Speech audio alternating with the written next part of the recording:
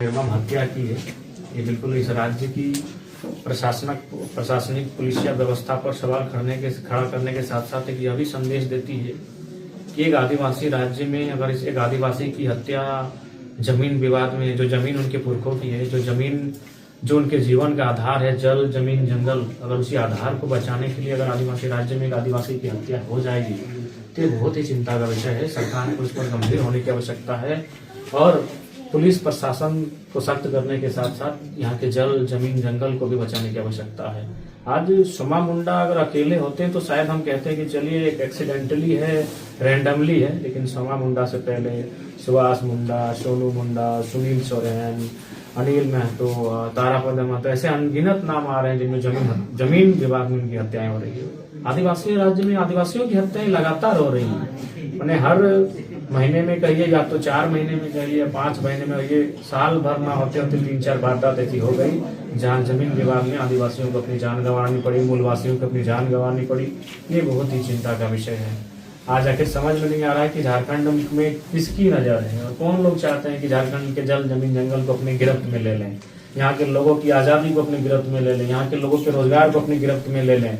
ये बिल्कुल चिंता का विषय है और निसंदेह एक विधायक होने के नाते, विधानसभा का राज्य की सर्वोच्च पंचायत का सदस्य होने के नाते मेरा कर्तव्य बनता है मैं इस महत्वपूर्ण मुद्दे को अपने स्तर से आवाज उठाऊंगा, अपने स्तर से मैं इस लड़ाई लड़ूंगा और हमारे संगठन के साथी भी इस पर अपनी आवाज को, अपने संघर्ष को सदा। बिल्कुल जो आज घटना घटी है ये बिल्कुल निंदनीय है, इसकी हम लोग भर्त्सना करते हैं और आपके माध्यम से सरकार से मांग करते हैं कि असल दोषी गिरफ्त में हो, असल दोषी जो हैं उनको गिरफ्तार किया जाए। सर यहाँ पे वो पार्टी भी आपसे मिलने आए, परिजन जो ये तो मैंने पहली बार हुआ है। मैंने अपने इस छोटे से जीवन काल में और विधायकी के छोटे से काल में, 1 वर्ष के काल में मैंने कई हत्याओं को मैंने देखा, मैं वहां पर गया, लेकिन पहली बार देख रहे हैं कि जिनकी हत्या हुई और जिन लोगों पे हत्या का आरोप लगा है वे लोग साथ बैठे हैं, बगल की कुर्सी में बैठे हैं। अनूमन ऐसा नहीं मैंने देखा है। अगर किसी की हत्या हुई है तो भाई उनमें कम से कम तो कुछ सालों तक 36 का आंकड़ा होता है, वे जानी दुश्मन बन जाते हैं कि अगर अगला पक्ष को देखेंगे सामने तो हम खुद ही उसकी हत्या कर देंगे।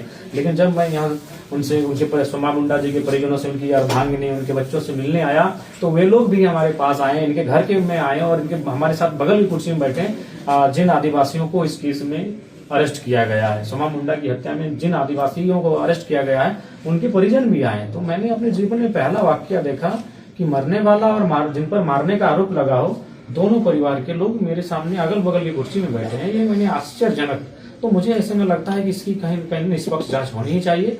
जो भी अगर जो असल दोषी हैं उन पर कानूनी कार्रवाई हो और किसी भी प्रकार से कोई बेगुनाह आदिवासी केस में पुलिस अपनी साख बचाने के लिए किसी बेगुनाह आदिवासी को गिरफ्तार न करे। लगातार सरकार के खिलाफ मुखरता से सवाल उठाते रहे हैं, तो लॉ एंड ऑर्डर को लेकर के क्या कुछ कहेंगे आप? बिल्कुल, लॉ एंड ऑर्डर की जो व्यवस्था है वो किसी से नहीं छुपी है। हाल फिलहाल देखें अपने पुलिस में एक 18 साल 20 साल के नौजवान जीत महतो को भी मैंने बीमारी की हालत में अरेस्ट करके ले गए और वहाँ मारपीट किया, वो बेचारा मर जाता है। तो लॉ एंड ऑर्डर की क्या व्यवस्था है? बालू का मामला देखिएगा तो रोज माने बालू गाड़ियों से कई घटनाएं घटती हैं। तो हमें लगता है कि जो विधि व्यवस्था है, अपराधियों को कहीं ना कहीं खुला छूट जैसा अनुभव हो रहा है। तभी तो एक पढ़ा राजा को मारने की हिम्मत कर रहे हैं। पढ़ा राजा यानी 50 गाँव का मैंने एक सरदार होता है, 50 गाँव का हेडमैन होता है।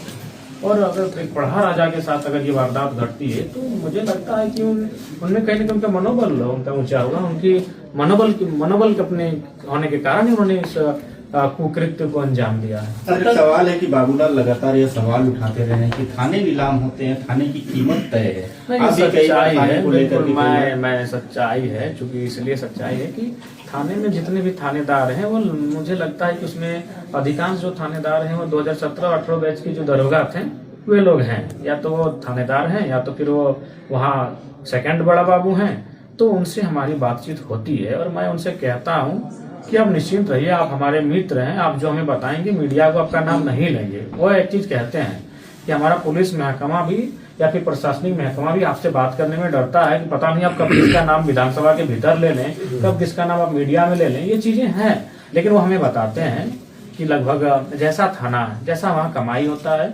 अगर कोयला क्षेत्र का थाना है तो लगभग 40-45 लाख रुपया थाना का बोली है, और अगर सामान्य थाना है तो वहाँ 20-25 लाख तक का बोली है। तो 20 लाख से 50 लाख तक का एक थानेदार का बोली इस राज्य में लगता है। ये कटु सच्चाई है, ये कड़वी सच्चाई है।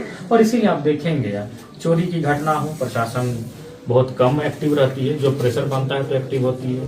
मारपीट की घटना हो तो प्रशासन एक्टिव नहीं होती। कोई भी एक आम व्यक्ति से जुड़ा हुआ, आम व्यक्ति की सुरक्षा से जुड़ा हुआ अगर कोई मामला हो तो प्रशासन एक्टिव नहीं होती। हमें ऐसा लगता है कि शायद वो अपना जो पैसा वो दिए हैं अपना थाना तबादला में या फिर थाना की बोली लगाने में, उसे वसूलने में सारा समय देते हैं। मैं तो कई आज ही मैंने एक डीएसपी से हमारी बात हो रही थी, पहली बार की वो अपने थानेदार की शिकायत कर रहे कि क्या बोले विधायक जी, बस होता है टन, दिन रात लगा रहता है वसूली के काम। आज एक थानेदार से कोई एसीबी ने गुमला के चैनपुर थानेदार को एसीबी पकड़ के ले गई। देखिए, अगर पकड़ने जाएगी तो हमें लगता है इस राज्य के अधिकांश थानेदार एसीबी की गिरफ्त में होंगे।